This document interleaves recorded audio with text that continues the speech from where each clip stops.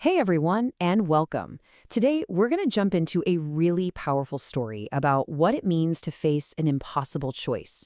And more than that, the incredible kind of strength that's found not in fighting back, but in surrender.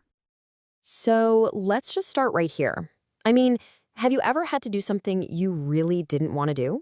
It's a feeling we all know, right? That moment when you're facing some task, some duty, and you would do almost anything to get out of it. And that's exactly where we're going to begin, with this idea of the unwanted task, this feeling of facing a challenge you'd much, much rather avoid. Now, on a simple level, we're talking about everyday stuff. Things like homework, chores, studying for a test you are absolutely dreading, or just running errands when all you want to do is relax. We've all been there. We get it done, but maybe with a little bit of grumbling. Okay, but now, let's just crank up the intensity here. A lot. What if the task in front of you wasn't just annoying or inconvenient? What if it was so agonizing, so overwhelmingly difficult, that it literally felt like a matter of life and death? That's the exact crisis we see in this one crucial prayer from the Gospel of Luke.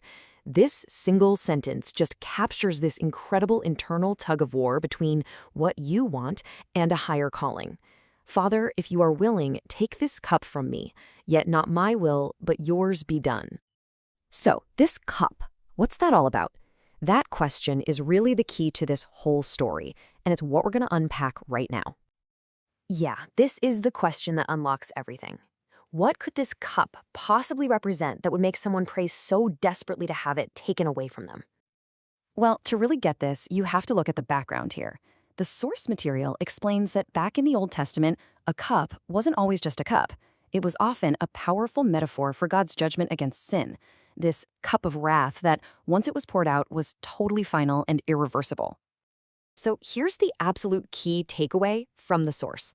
This cup of judgment, this consequence of sin, was actually meant for all of us, for humanity. The story being told is that Jesus, in this moment, is making the choice to take that cup and drink it himself, for us. Okay, but wait. That just leads to another, even bigger question, doesn't it? Why did this cup of wrath even exist in the first place? Well, to understand that, we have to rewind and look at how the source explains the origin of sin itself. According to the source material, this whole thing really starts way back in the Garden of Eden. And it all boils down to a fundamental choice about who gets to decide what's right and what's wrong. And this slide really breaks it down. The way the source presents it, sin isn't just about breaking a rule. It's a fundamental shift in who's in charge. The choice is God the ultimate standard for right and wrong, or do I make myself the standard? And this decision, this choice to follow God's will, even when it meant drinking that cup, it reveals a completely different kind of hero. One who responds not with power, but with prayer. I mean, just think about this for a second. The source tells us that at this very moment, Jesus knows that his closest friends are about to betray him, to abandon him.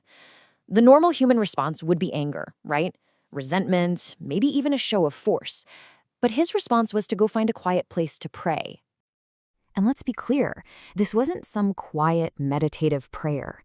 The source highlights the sheer agony of this moment with this incredibly vivid physical detail.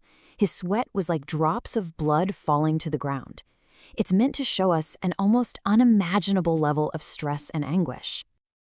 So you've got this stark contrast, right? On one hand, you have the kind of worldly superhero we see in movies, who saves the day with brute strength, with power, sometimes with anger. But the model we see here is the complete opposite.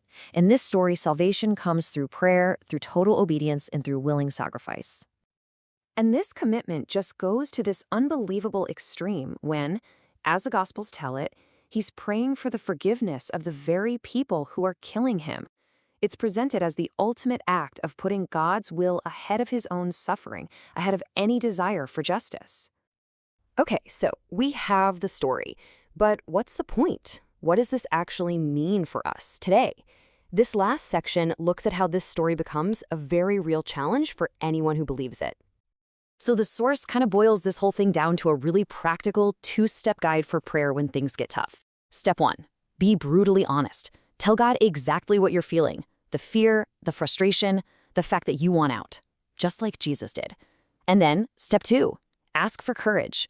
Not necessarily for the problem to go away, but for the strength to follow God's will through it. Because in the end, that's the whole point, isn't it? The real challenge is to get our own hearts, with everything we want and everything we're afraid of, to line up with that same incredibly difficult prayer, not my will, but yours be done. And that leaves us with this one last thing to think about.